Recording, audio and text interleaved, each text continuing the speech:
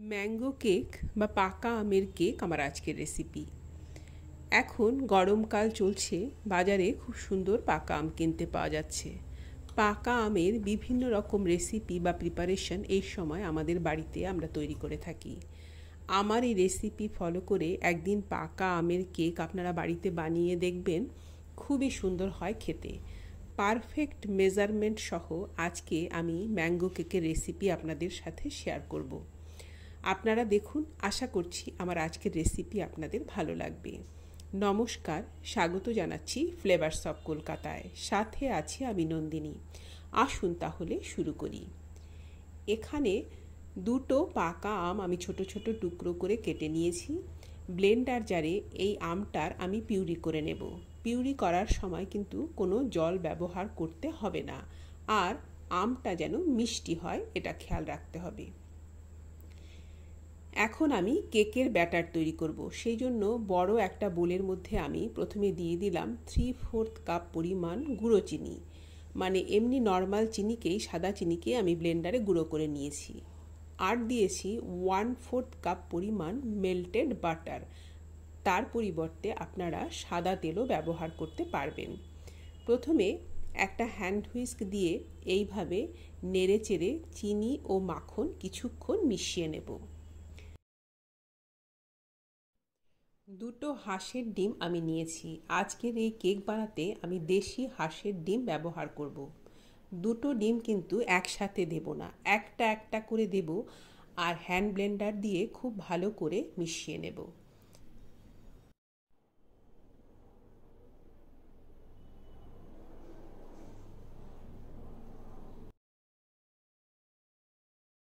আজকের এই কেক বানাতে আমি দেশি হাঁসের ডিম ব্যবহার করছি। আপনারাও চেষ্টা করবেন দেশি হাঁসের ডিম দিয়ে সবসময় কেক বানাতে। এবার দেব শুকনো উপকরণ।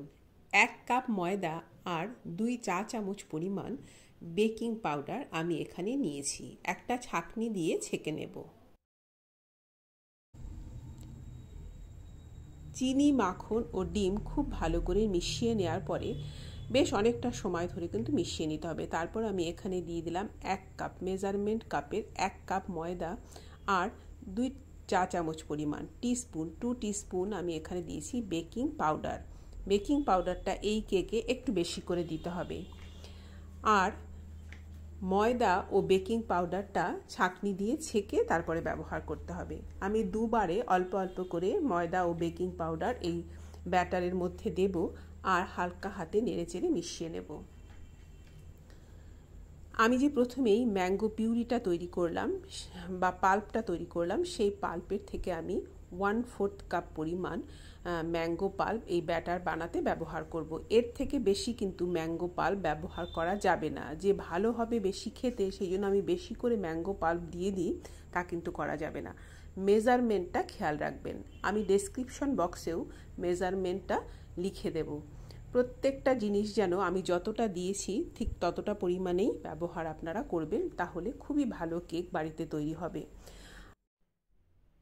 2 টেবিল চামচ পরিমাণ লিকুইড দুধ আমি এই ব্যাটারের মধ্যে দেব। আমার মনে হচ্ছে ব্যাটারটা একটু ঠিক হয়ে গেছে, সেই জন্যই এই 2 টেবিল চামচ পরিমাণ দুধ আমাকে এখানে ব্যবহার করতে হবে।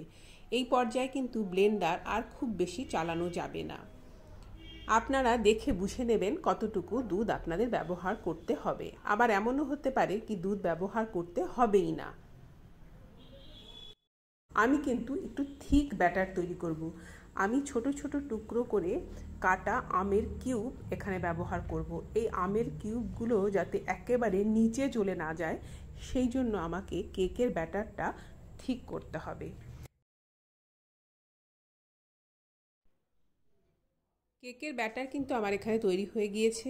মনে রাখতে হবে কেক তৈরি করার সময় ফ্রিজের ঠান্ডা কোনো জিনিস ব্যবহার করা যাবে না। যে ডিম ব্যবহার করব সেটাও যেন রুম টেম্পারেচারে হয়, আবার যে বাটার ব্যবহার করব সেটাও যেন মেল্টেড হয়, মানে ফ্রিজের থেকে অনেকক্ষণ আগে বের করে ডাবল বয়লারে একটু মেল্ট করে তারপর ব্যবহার করতে হবে। ফ্রিজের ঠান্ডা জিনিস ব্যবহার করলে কিন্তু কেক একেবারেই ভালো হবে না। আমি একটা কেক মোল্ডের মধ্যে মাখন লাগিয়ে তার মধ্যে শুকনো ময়দা ছড়িয়ে মোল্ডটাকে তৈরি করে নিয়েছি। বাটার পেপার না থাকলে এইভাবেও খুব ভালো কেক উঠে আসবে। এইভাবে মোল্ডটাকে তৈরি করে নিতে হবে। এবার পুরো ব্যাটারটাকে ঢেলে দিলাম এবং ড্যাব করে এইভাবে একটু এয়ার বাবলসগুলো বের করে দেব।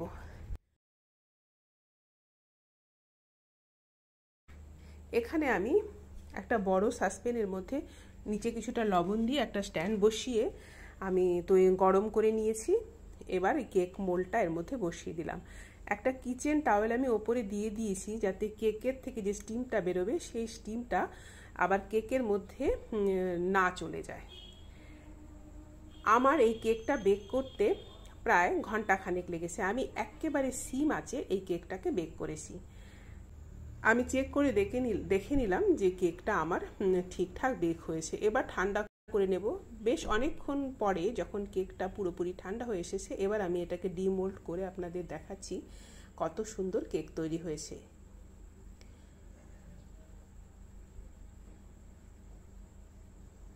এখন গরমকাল চলছে, বাজারে খুব সুন্দর পাকা আম কিনতে পাওয়া যাচ্ছে। আপনারা এইভাবে একদিন আমের কেক বানিয়ে বাড়িতে খান, দেখবেন খুবই ভালো লাগবে। কেক তো আমরা অনেকবারই বাড়িতে তৈরি করেছি, কিন্তু অনেকেই আছে কিন্তু যারা কখনো আমের কেক বাড়িতে তৈরি করেননি।